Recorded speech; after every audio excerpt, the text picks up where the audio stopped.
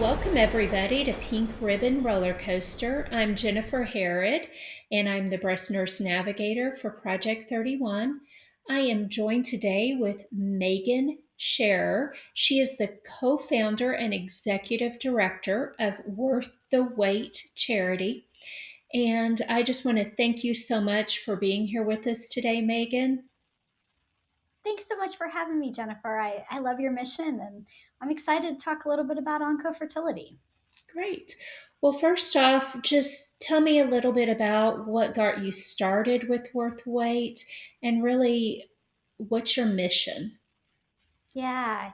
So, our mission is really to educate and empower young adult cancer survivors when it comes to fertility preservation and family building. And my husband and I started Worth the Wait because he was diagnosed with cancer at age 26. And we had quite a journey to be able to have a child. And when we got to the other side and we realized, what a miracle and how blessed we were to be able to have this family, we said, gosh, there's not a lot of support out there. And what can we do to help other young adult cancer patients and survivors? Wow, that's a great mission because I know so many people are touched by this, and we have so many breast cancer survivors that go through treatment and then really struggle with getting pregnant. Um, what does Worth the Wait as far as what's your target population that you're looking to serve? Sure. So we serve the adolescent and young adult cancer population, or AYA, if you've heard that term before. And so we define that as ages 13 to 39. Okay. Wow, and it's crazy for to think that age 13, I mean, that's so young and I don't think many people think about fertility when you're fighting cancer at 13. Yeah, and with the young teens that we have helped, some have been childhood cancer survivors who, the females who have now started their period, they're talking to their doctor about, can I check my fertility? And they find out they may have an option to still freeze eggs, or it's people who are starting treatment in their teens as well. Wow. And as far as how do you help the patients? Is it just fertility? Do you do any other assistance? So we give grants for emergency fertility preservation. And so that can be sperm banking, egg freezing, embryos, tissue, all of the above. And then we also do family building grants for people who have already had chemo or radiation or surgery, like hysterectomy, for instance. And those grants can be used to freeze their eggs after treatment if the doctor says there's still an opportunity. Also adoption, surrogacy, IVF, storage, because if you know anyone who has frozen their eggs or embryos, you have to keep paying every single year. And so that can get really expensive. It really can. I went through my own fertility journey, so I do know it's very expensive and can be limiting for a lot of folks. So, and I know you have to have stories about people that you have impacted and touched on your mission that are there any you can share with us? Oh, sure. I have so many stories. So we have 20 worth the wait babies. And so they have come to us in all of the ways that, cancer survivors build their families. Oh my gosh, who should I tell you about? Oh, there is a sweet little baby named Elijah, and his middle name is Grant. And his dad is a survivor, and they named him Elijah Grant because they said their wish was granted. And they sent me pictures, and it's so fun to see him growing. And I think he's about six months old now. So I get updates from him. One of the very first worth the wait babies that we have is a breast cancer survivor's little girl, and they were. Waiting to be matched with a birth mother through their adoption journey. And They really applied for assistance at a very low point where they were about ready to give up. Uh, they got a grant from Worth the Wait, and a few months later, they were matched, and they have a beautiful little girl. And I love getting pictures of her too. So, that's really on the family building side, and then on the preservation side, we're working with all kinds of young women, a lot that have breast cancer. There was a patient just last week who wasn't really sure she was going to be able to freeze her eggs because she was supposed to start chemo last week. And I actually helped her get a consult, and they negotiate a fertility consult. They negotiated with the oncologist, and she's going through the egg freezing now.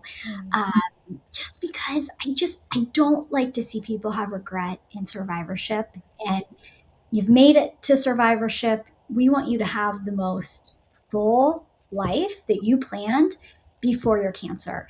And if having a family, no matter what that looks like, was in the cards, I just think you should have that information up front and that access if that's what you want. I think that's great. And I noticed on your website you also do education. We do. Yes, we have a lot of partnerships with other nonprofits serving the adolescent and young adult community. So we'll bring speakers in, reproductive endocrinologists. We have a lot of literature. We do a lot on social media to just let people know what their options are. One thing that a lot of people don't realize is if you don't have a chance to freeze your eggs, let's say before breast cancer treatment, there's still a lot of ways to have a family. There's egg donation, there's embryo donation, and just highlighting patient stories and letting people know that, yeah, people aren't out there advertising like, oh, my child is from an egg donor. But there are so many people that have built their family this way, and it's so beautiful. And if it's safe to carry, that might be an option for someone out there that doesn't have the egg quality left after treatment. Definitely. That's a great point. And then you also, I know you do the education, you do advocacy as well. We do, yeah. We like to say we really shouldn't exist as a nonprofit, right? Nonprofits are founded to serve a community that's not being served otherwise. Great. And we just feel like insurance should cover fertility care, specifically for cancer patients. And so we are working on some state legislation where I live in Ohio to see if we could get something passed that would cover more people because we don't have that right now, and so many states don't have that access. I agree. That's very important for the community. And, I constantly hear of women that, you know, have gone through treatment and then they have to take tamoxifen or, and then can't get pregnant for a certain period of time. And it's, it's sad to hear that. And it's so encouraging to hear what you're doing and means so much to me. I mean, it really does. So, what are the main cancers that you see that you're helping? Is it breast cancer? Who is it that you're mainly seeing? Yeah. So, our largest segment of cancer survivors and patients we're serving are blood cancer. It's about 36% of our grant recipients for the financial assistance. And then 20% after that is breast. So, when you think about cancer specific, probably more breast because of all the blood cancer diagnoses lumped together. Right. Okay. And then if somebody says, wants to reach out to you, what's the process? How can they get involved? How can they apply? Yeah, absolutely. So definitely follow us on social media. We're at Worth the Wait Charity. And then our website is worththewaitcharity.com. And there is a request help tab.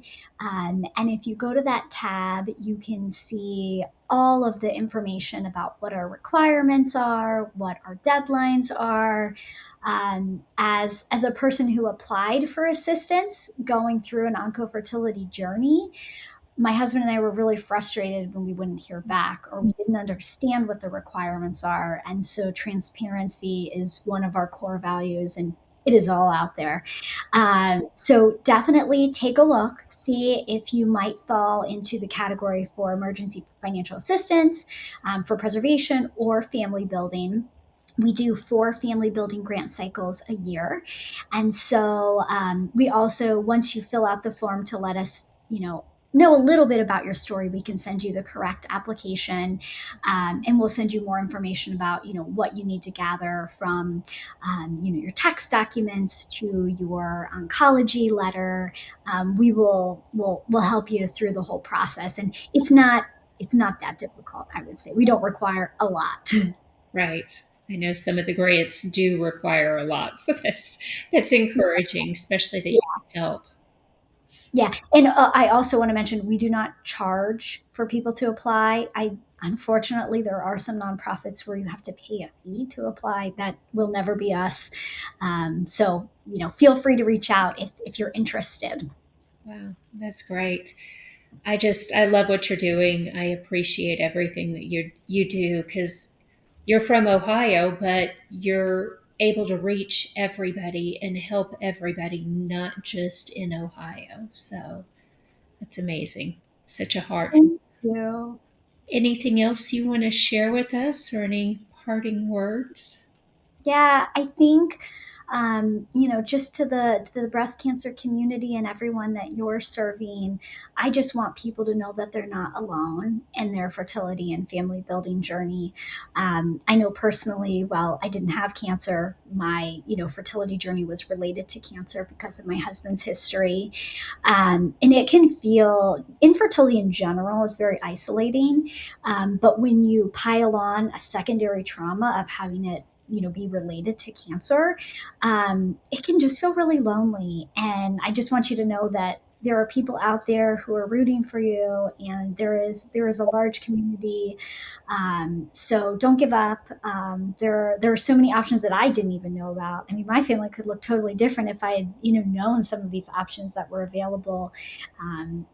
People are talking about 10 years later because my son's almost 9. Wow, that's amazing. Well, thank you so much for taking the time out and talking to our wonderful community here on Pink Ribbon Roller Coaster. Thank you, Megan. Please, everybody, go check out Worth the Wait charity. They are doing amazing things. So, thank you again. Thanks, Jennifer. You're welcome. Look forward to seeing everybody again on our next Pink Ribbon Roller Coaster.